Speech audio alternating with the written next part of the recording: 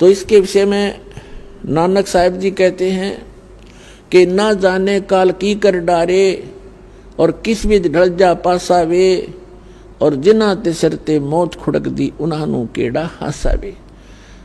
नानक साहिब जी सिख धर्म के प्रवर्तक, परमात्मा प्राप्ति के उपरांत वो ऐसे रहा करते थे मायूस से, क्योंकि वो उस स्थान को देख चुके थे जहां पर हम पहले रहा करते थे। एक परम सुख में स्थल है और हम उसको छोड़कर इस गंदे लोक में फंस गए थे। अब जिसने वो स्थान देख लिया उसका मन यहां नहीं लगेगा, उसको तो ऐसा लगेगा जैसे तू गलत जगह फंस रहा है। कब वो समय आए मेरे मृत्यु हो, परमात्मा मुझे ले चले उस लोक में, तो इसलिए वो हमेशा मायूस रहते थे। यहाँ का कोई भी सुख उनको सुख दिखाई नहीं देता था।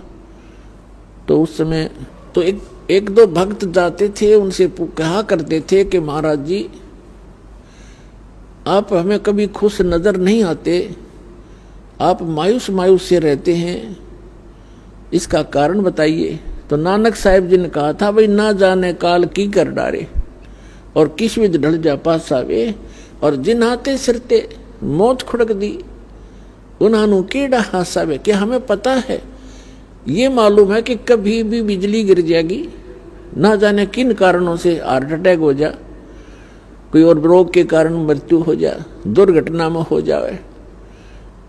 और यहाँ पता नहीं के बिजली गिर जा। जैसे उत्तराखंड के अंदर गए थे केदारनाथ का माथा टेकने और कल्याण कराने, और वो क्या हो गया वहां पर, एक सेकंड में आराम से बैठे बतला रहे थे। कोई कुछ कर रहा था, कोई सोच रहा था, कोई विवाह की बातें कर रहा था, कोई भविष्य की प्लानिंग बना रहा था, ये बनाऊंगा वह कोठी बनाऊंगा। अरे 1 मिनट में बादल फट गया, इतना भयंकर फ्लड आएगी कि सब कुछ बहा दिया, उनकी नामो निशान नहीं। काफी लोगों का तो 100 भी नहीं मिले, मलबे के अंदर दब गए।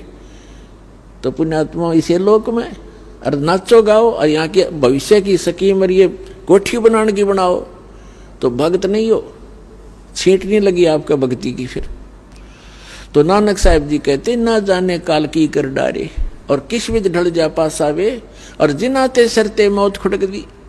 1 सेकंड का पता नहीं। कबीर साहब कहते, ना जाने अगले सांस का आवण हो कि ना हो। तो उनको कैसा हासा, वो क्या किस चीज पर हंसे।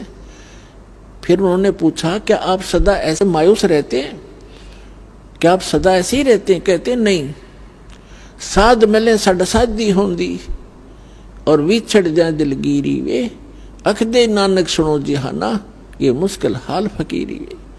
कि जिसमें मेरे भक्त मेरे शिष्य जब वापस आते हैं सत्संग श्रवण करने के लिए और ये यूं के यूं आ जाते हैं, तो मुझे खुशी होती है। क्योंकि पहले स्टार्ट में बहुत ही कम श्रद्धालु उनकी शरण में आए थे, क्योंकि वो ज्ञान, पहले वो हिंदू धर्म में जन्मे थे नानक साहिब जी, और फिर उसके बाद ये हमारा मार्ग तो एकदम विपरीत है। उस समय लोग शिक्षित थे नहीं, तो उनके मार्ग को स्वीकार करने वाले उस समय बहुत कम थे। जिस भी कारण 150, 200 जितने भी भक्त आते थे सत्संग सुनने के लिए, तो गिनती के होते थे, और 2-4 नहीं आते किसी दिन। तो गुरुदेव पूछा करते थे, फलाना नहीं आया भाई, क्या बात होगी। जब ये पता लगता था उनको कि वो कोई किसी काम बस नहीं आया, तो कोई बात नहीं। और 1-2 ऐसे भी होते थे जो दूसरे सिरफिरे संत, उनके शिष्य उनको गुमराह कर लेते थे, बहका देते थे। तो वो नानक साहिब जी कहते हैं कि जब ये सभी भक्त मेरे वापस आते हैं, क्योंकि संसार के अंदर भक्ति करना बड़ा दुर्भर हो गया है। कारण क्या है कि सत्य ज्ञान देने वाला एक और भ्रमित करने वाले करोड़ों की संख्या में। तो वो कहा करते थे कि साध मिले साढ़ा साधी होंदी और विछड़ जाए दिलगीरी वे।